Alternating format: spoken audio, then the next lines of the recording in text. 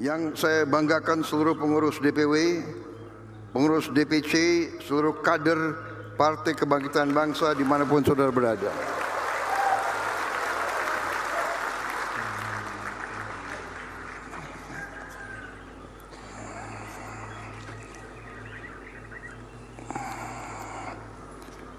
Tentunya saya ingin menyampaikan terima kasih atas undangan yang telah diberikan kepada saya.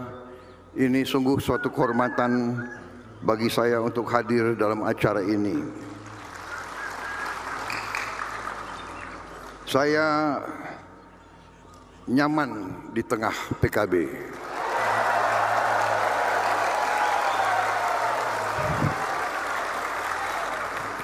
Saya nyaman di tengah Nahdlatul Ulama.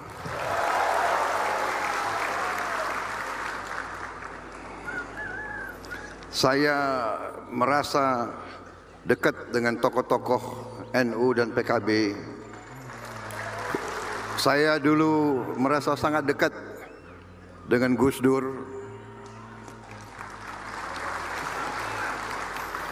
Di saat-saat genting, saat-saat krisis besar bangsa Indonesia, NU selalu tampil sebagai penyelamat dan sebagai stabilisator.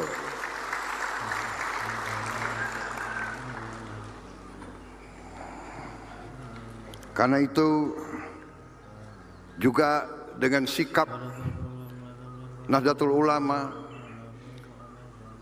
PKB, yaitu yang dikumandangkan adalah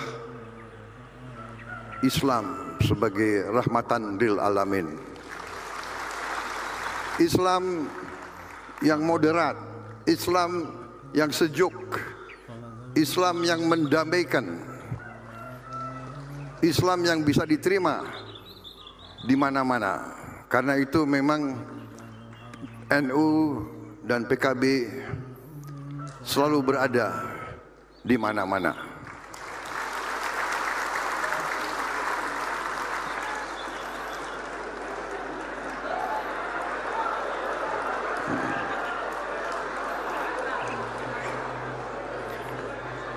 Saudara-saudara sekalian, terima kasih. Saya sangat terkesan dengan tadi sama sambutan dari Profesor Ma'ruf Amin.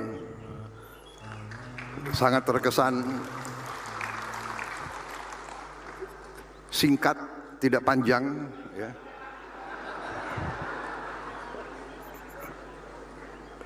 Tapi sangat esensial, sangat substansial, sangat kena kepada inti masalah.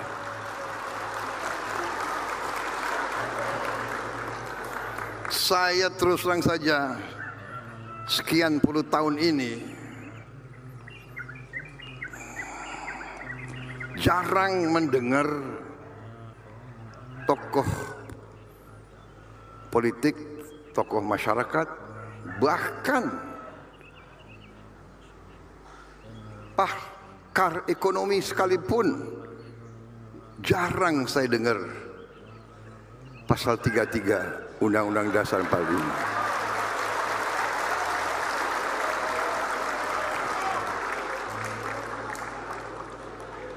Seolah-olah pasal 33 itu tidak pernah ada dalam Undang-Undang Dasar 45. Dan kalau kita dengar proses amandemen terhadap naskah Undang-Undang Dasar 1945 yang asli, proses amandemen itu yang ingin dirubah antara lain, ingin dihilangkan antara lain adalah pasal 33. Pasal 33 itu yang ingin dihilangkan. Kita bersyukur tidak dihilangkan, dan terima kasih PKB.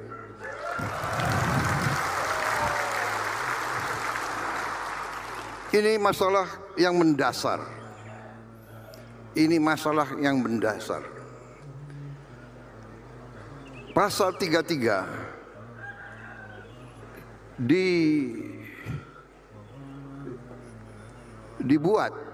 dimasukkan ke dalam Undang-Undang Dasar 45 itu oleh pendiri-pendiri bangsa kita. Waktu menyusun Undang-Undang Dasar, para pendiri-pendiri, di mana di situ hadir tokoh-tokoh dari semua golongan nasionalis, golongan agama, semua.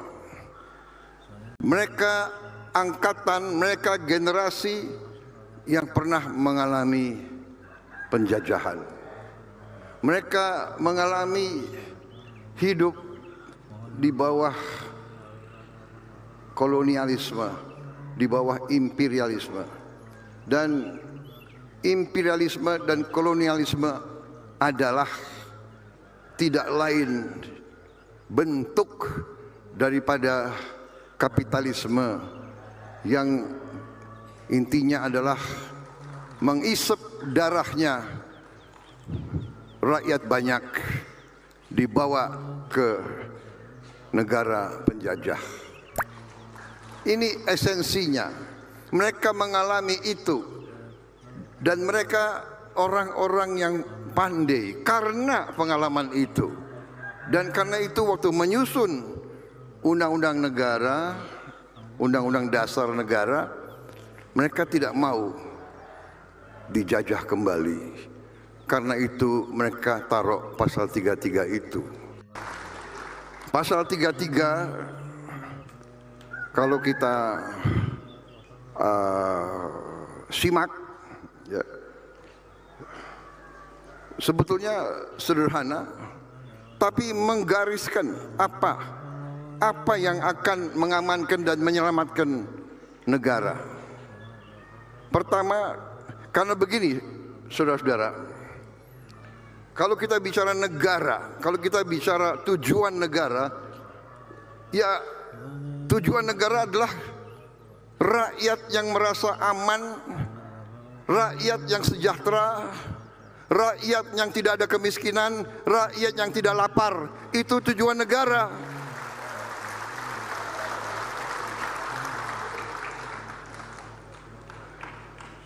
Demokrasi penting. Demokrasi yang formal, demokrasi yang normatif, tapi rakyat tidak punya rumah yang baik, rakyat yang lapar, anak-anak yang stunting, mereka yang tidak bisa cari pekerjaan, ini bukan tujuan bernegara bagi saya dan bagi semua orang yang waras.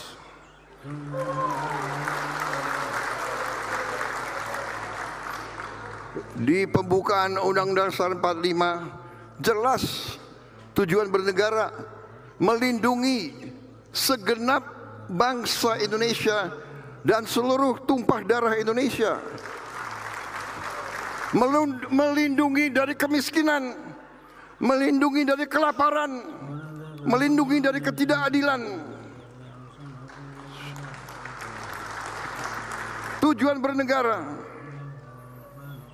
memajukan kesejahteraan umum, mencerdaskan kehidupan bangsa, dan melaksanakan ketertiban dunia yang berdasarkan kemerdekaan, perdamaian abadi, dan keadilan sosial. Pelaksananya di pasal 33. Ini tujuan nasional, ini pasal 33. 1 ayat 1. Perekonomian disusun sebagai usaha bersama berdasar atas asas kekeluargaan.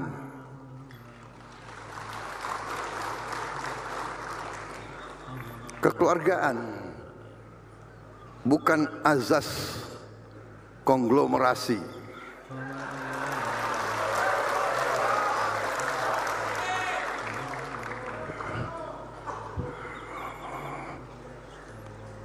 Azas keluarga, azas kekeluargaan. Ya, seluruh bangsa Indonesia kita harus diperlakukan sebagai keluarga.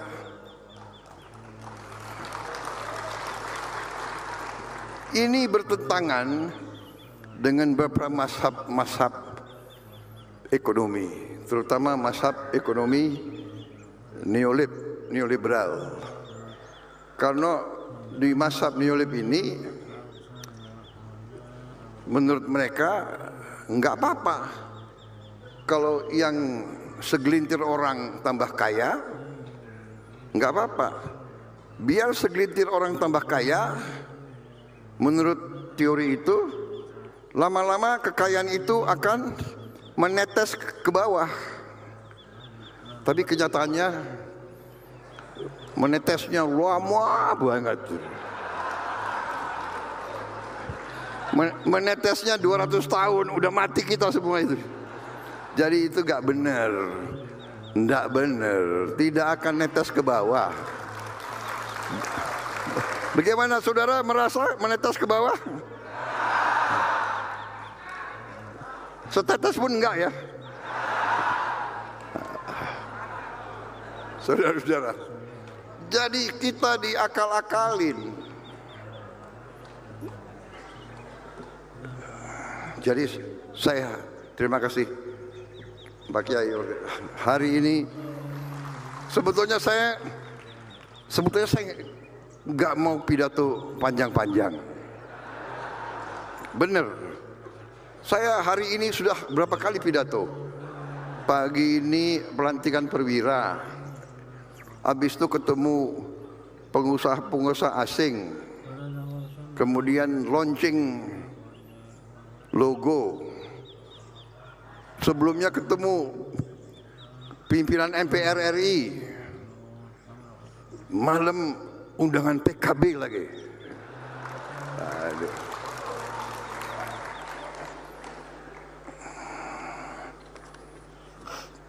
Sebelum kesini saya minum kopi dulu biar semangat.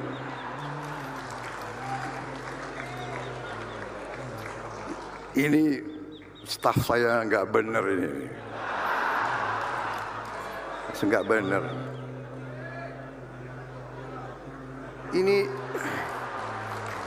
Ini cangkir isinya teh bukan kopi.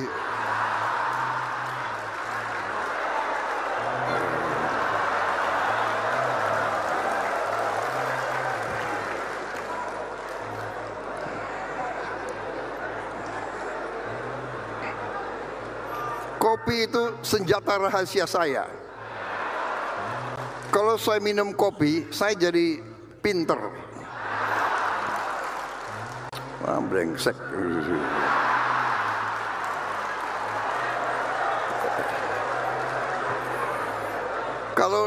Kalau di depan kiai-kiai saya grogi saya.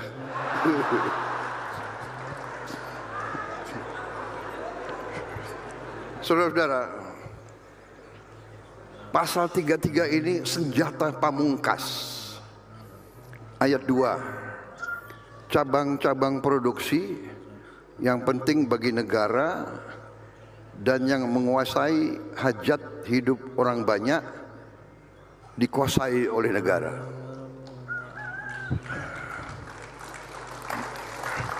Cabang-cabang produksi yang penting bagi negara dan yang menguasai hajat hidup orang banyak dikuasai oleh negara. Sekarang saya tanya, kalau produksi beras ini hajat hidup orang banyak atau tidak? Kalau produksi jagung hajat hidup orang banyak atau tidak? Kalau produksi minyak goreng hajat hidup orang banyak enggak? Bagaimana Indonesia produsen minyak goreng, produsen kelapa sawit terbesar di dunia, terbesar di dunia, kok bisa minyak goreng hilang, langka?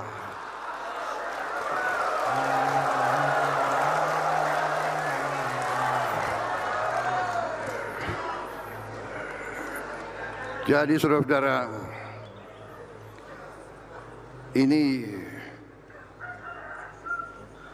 saya sampai cari-cari mazhab bisnis apa, mazhab ekonomi apa ini. Produsen kelapa sawit terbesar di dunia, tapi di negara sendiri minyak goreng hilang. Ini adalah menurut saya kurang ajar.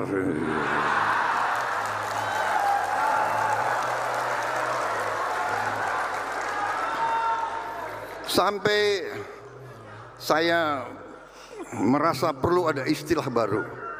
Ini bukan mazhab neolib atau pasar bebas atau kapital, ini mazhab serakah nomics. Serakah nomics. Tolong kawan-kawan kita yang di universitas itu, yang pinter-pinter, tolong buka bidang studi serakah nomics. Saudara-saudara, saya merasa hari ini besar hati PKB, kiai-kiai bersama saya.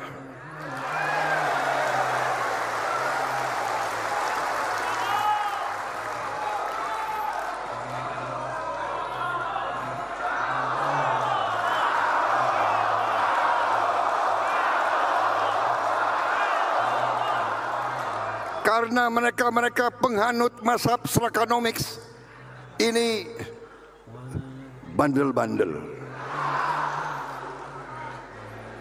Tidak ada wartawan nggak boleh ngomong. Presiden harus bicara sopan-sopan. Tapi karena PKB dan NU ya arus bawah, ya kan? Benar nggak? Kalian ngerti bahasa rakyat, bahasa jalan kalian ngerti, ya kan? Kalau saya bicara bahasa akademis, ya, saudara-saudara sekalian, perkembangan ekonomi kita penuh dengan anomali-anomali.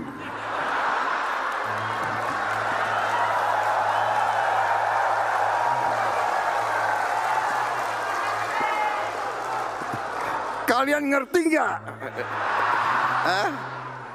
Ya kan? Pasti kalian, di antara kalian ngomongnya nggak muding ini. Apa? Anomali.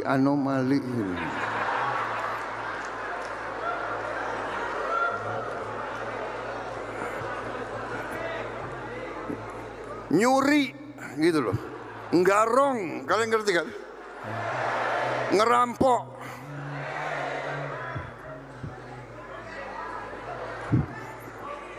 Sorry ya.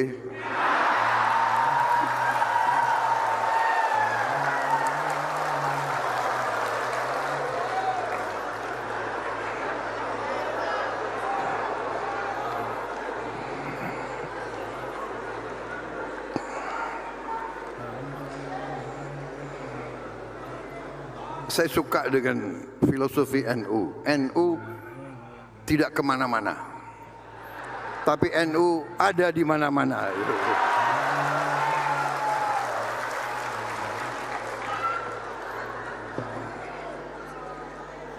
Jadi saudara-saudara,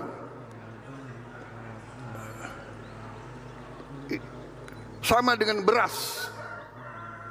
Bayangkan ya, beras kita subsidi benih, kita subsidi pupuk. Pabrik pupuk milik rakyat, milik negara. Pestisida disubsidi. Waduk-waduk dibangun oleh uang rakyat. Ya, irigasi-irigasi dibangun oleh uang rakyat. Beras, alat-alatnya pakai bahan bakar disubsidi oleh rakyat. Begitu sudah digiling jadi beras, ya, itu paket diganti. Beras yang disubsidi ini yang ditempel katanya beras premium, harganya tambah 5.000, 6.000. Ini menurut saudara benar atau tidak?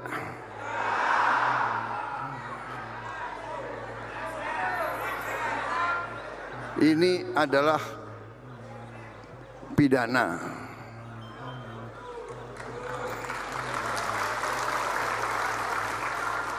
Ini gak benar, ini pidana. Yang saya katakan kurang ajar gitu. Serakah. Gak ada. Dorongannya adalah saya dapat laporan 1 tahun dengan permainan ini, ya. Beras biasa diganti bungkusnya, dibilang beras premium, dijual. Ini hilang kekayaan kita, hilang 100 triliun tiap tahun. 100 triliun. Gimana enggak mendidih kita dengar itu, saudara-saudara. 100 triliun. Berarti kalau saya biarkan ini terus, dalam 5 tahun kita akan hilang 1.000 triliun. Dengan 1.000 triliun kita bisa perbaiki semua sekolah di seluruh Indonesia. Kita bisa bantu semua rumah sakit, semua pesantren di seluruh Indonesia. Jadi tidak bisa, saya tidak bisa membiarkan hal ini. Saya sudah beri tugas kepada Kapolri dan Jaksa Agung, usut, tindak.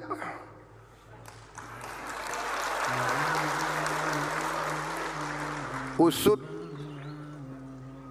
tindak, sita. Karena Undang-Undang Dasar 45 pasal 33.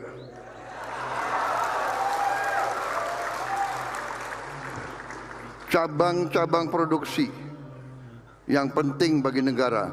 Beras penting atau tidak untuk negara? Jagung penting atau tidak? Minyak goreng penting atau tidak? Dan ya, yang menguasai hajat hidup orang banyak dikuasai negara. Sorry ya, ini bukan pikiran Prabowo, ini bukan maunya Prabowo, ini perintah Undang-Undang Dasar 45.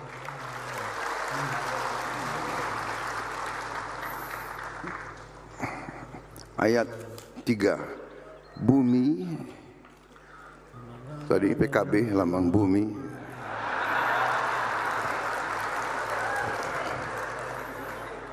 dan air dan kekayaan alam yang terkandung di dalamnya dikuasai oleh negara dan dipergunakan untuk sebesar-besar kemakmuran rakyat.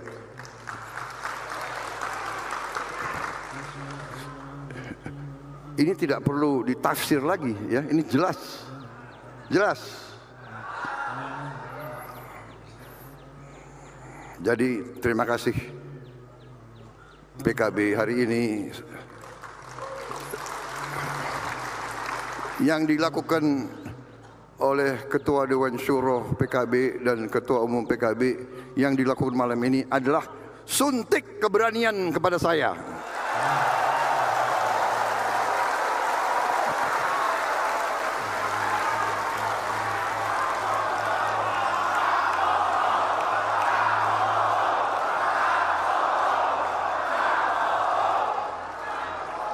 Yang tadinya saya sebetulnya udah capek, Gus.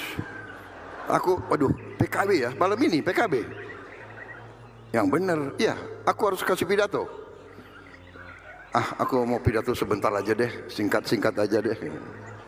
Dibuatlah pidato bagus ini. 2 halaman, ya. Udah selesai dari tadi kalau saya baca ini.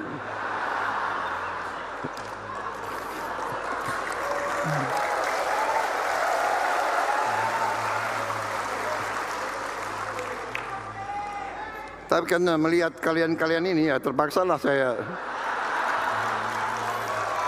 Apalagi udah disuntik keberanian itu ya.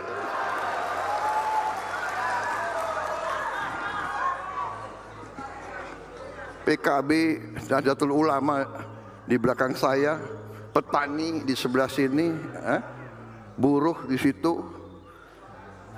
Kok gentar kita? Kok gentar gitu? Saya sebetulnya mau baik-baik aja. Udahlah. Saya sudah kasih warning berkali-kali saudara-saudara, bersihkan diri, atur yang baik, ya kan? Kalau mau bisnis yang bener aja lah. Bayar pajak, ya kan? Bayar pajak. Cari untung yang benar. Jangan palsu-palsu. Botol minyak goreng dikurangi 20%. Itu namanya nyuri dari rakyat itu. Yang tadi itu 100 triliun tiap tahun. Jadi ya mereka paksakan kita. Sudah 212 perusahaan penggiling padi yang kita buktikan melanggar.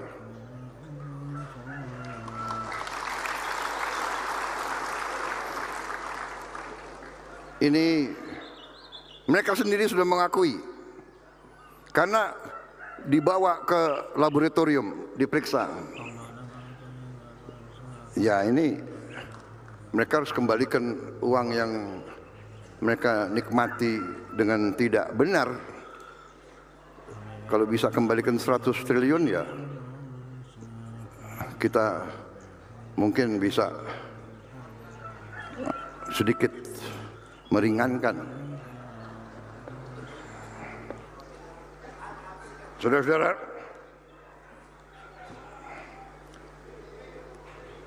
jadi saudara-saudara, ini hanya 2-3 contoh saya berikan, tapi nafasnya adalah bahwa semua kekayaan bangsa ini sangat besar, dan sudah dicuri lama. Masih kita berdiri sebagai bangsa. Bayangkan betapa kayanya kita. Dan sekarang tugas kita bersama adalah mengamankan, mengembalikan, mengelola kekayaan alam itu, kekayaan nasional itu untuk sebesar-besarnya kemakmuran rakyat. Supaya tidak tunggu 200 tahun menetes ke bawah.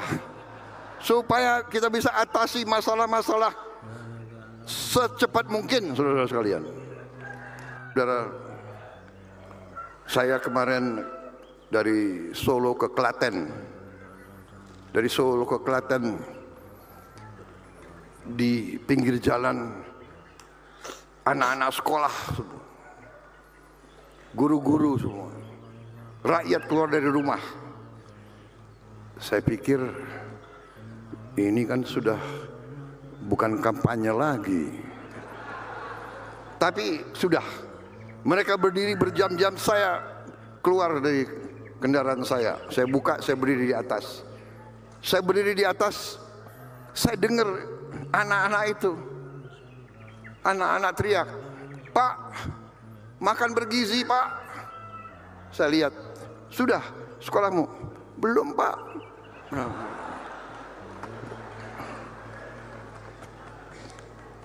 Tersentak hati saya. Tersentak hati saya. Kemarin saya dapat laporan baru, 6,7 juta penerima manfaat. 6,7. Makan bergizi. Saya bilang, sabar. Saya teriak kembali, sabar, sabar. Saya telepon staf saya, bagaimana bisa dipercepat? Rencananya akhir Agustus baru kita akan mencapai 20 juta penerima manfaat. Akhir Agustus rencananya. Tapi saya minta, bagaimana caranya, pikirkan bagaimana kita bisa mempercepat. Mereka laporkan, Pak, ternyata kita mungkin bisa mempercepat. Dan inilah yang saya titip sama staf-staf saya, kepala badan dan semuanya. Anak-anak itu sangat mengharapkan. Anak-anak itu faham bahwa tata kelola uang negara tidak bisa begitu saja. Tiap sen harus kita jaga. Berarti harus dilatih. Pengurus-pengurus dapur harus disiapkan. Mereka harus ditatar. Mereka harus mengerti cara mengelola uang. Dan itu butuh waktu. Tapi mereka lapor ke saya, Pak, ini bisa dipercepat. Kemungkinan besar kita bisa mencapai angka 20 juta itu, insya Allah sebelum 17 Agustus. Dan sesudah itu akan naik terus. Dan kita berdoa, kita berharap bulan Desember tahun ini akan mencapai 82 juta, 9 penerimaan manfaat. Ini menjadi sesuatu yang diperhatikan oleh bangsa-bangsa lain. Waktu saya keluar negeri, banyak pemimpin bertanya dan bahkan banyak yang mengirim tim ke Indonesia belajar bagaimana kita mencapai hal ini.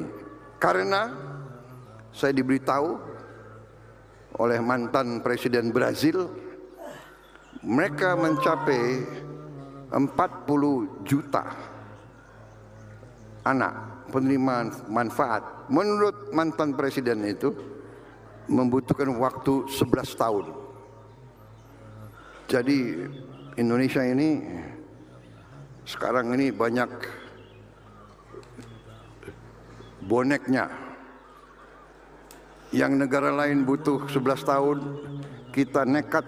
Kita tahun ini kita akan buktikan Indonesia bisa menghasilkan penerima manfaat 82,9 juta dalam 1 tahun. Tapi tentunya ini harus kita buktikan. Jadi mungkin akhir Desember atau awal Januari, mohon PKB undang saya lagi.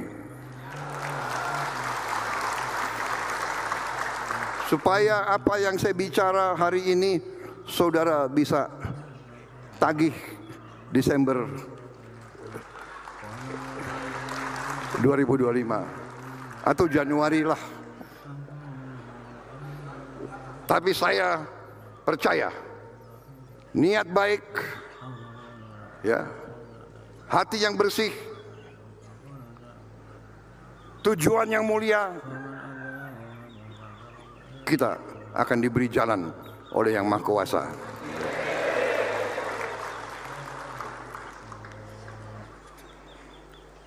dan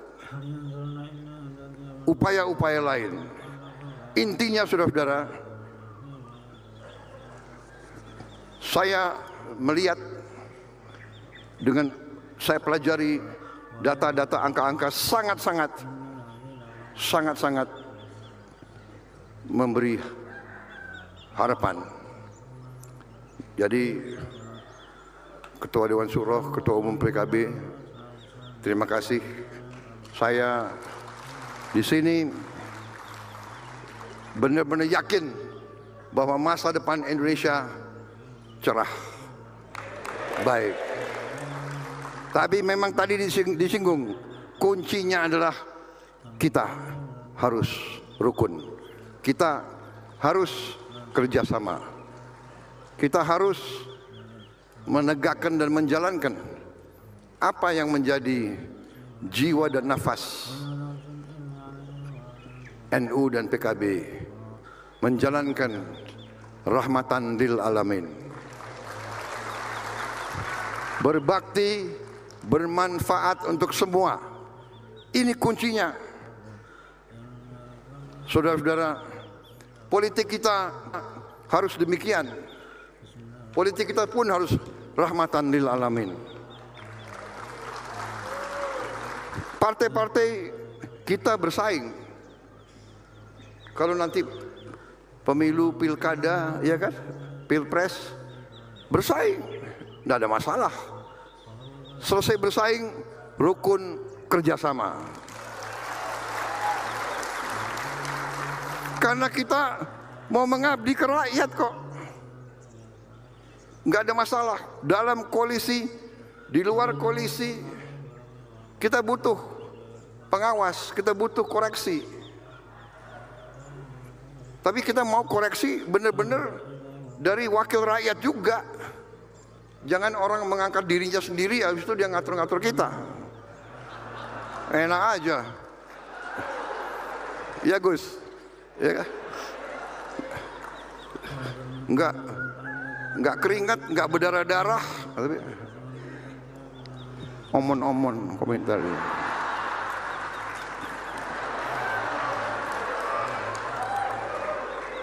Tapi sudah, jangan banyak wartawan. Cukup ya? Hah? Cukup. Oh, honornya kurang banyak tadi.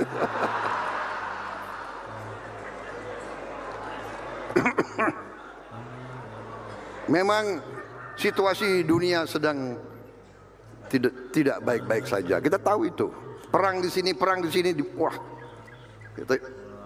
Tapi Indonesia memang berusaha menjaga. Kita non-blok, kita hormati semua, ya. Kita baik. Di bidang ekonomi tidak hanya kita, semua negara sedang menghadapi Amerika Serikat yang alot, punya garis alot. Tapi ya itu fakta, kita harus berurusan. Dan pendekatan saya adalah, tanggung jawab saya adalah melindungi kepentingan bangsa Indonesia. Kewajiban saya adalah melindungi rakyat Indonesia. Dalam bidang ekonomi, saya harus menjaga asal tidak ada alasan untuk PHK pekerja-pekerja kita.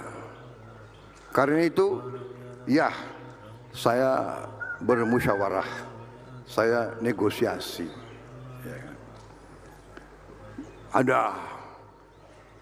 Selalu ada yang nyinyir. Jadi ini gimana ya? Kita perlu kritik, kita perlu pengawasan. Tapi kalau nyinyir agak lain ya. Nyinyir itu, nyinyir.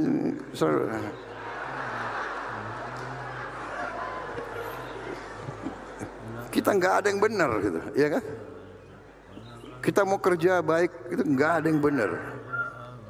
Makan bergizi gratis di awal-awal bilangnya nggak ada gunanya makan bergizi gratis. Ya kan?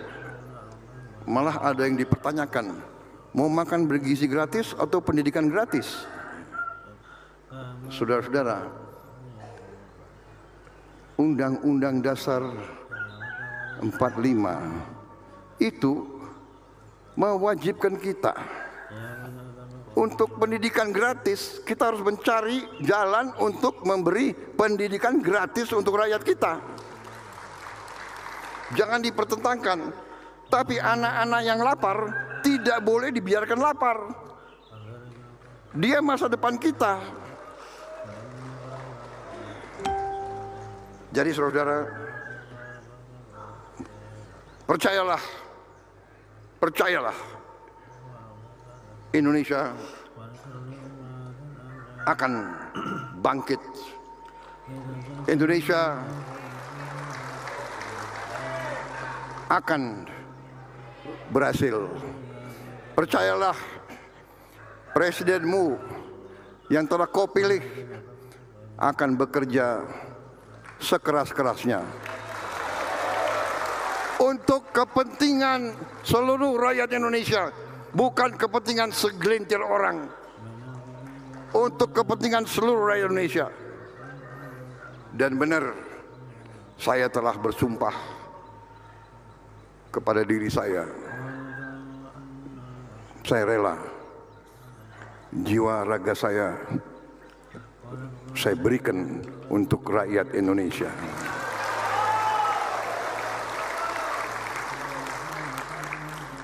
Saudara-saudara sekalian, terima kasih pernyataan sikap dari PKB. PKB jelas warnanya sekarang.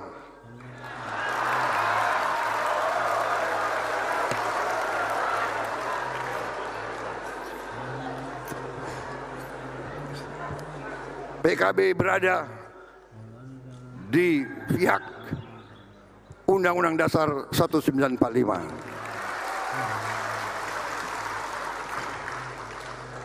Saya yakin semua ketua umum partai di sini, saya yakin tergerak oleh fatwanya Ketua Dewan Suro PKB.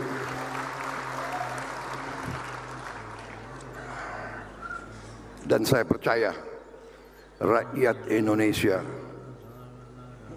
tidak bisa dibohongi lagi. Rakyat Indonesia tidak boleh dianggap bodoh. Rakyat Indonesia merasakan yang benar itu benar dan yang salah itu salah. Rakyat Indonesia tahu.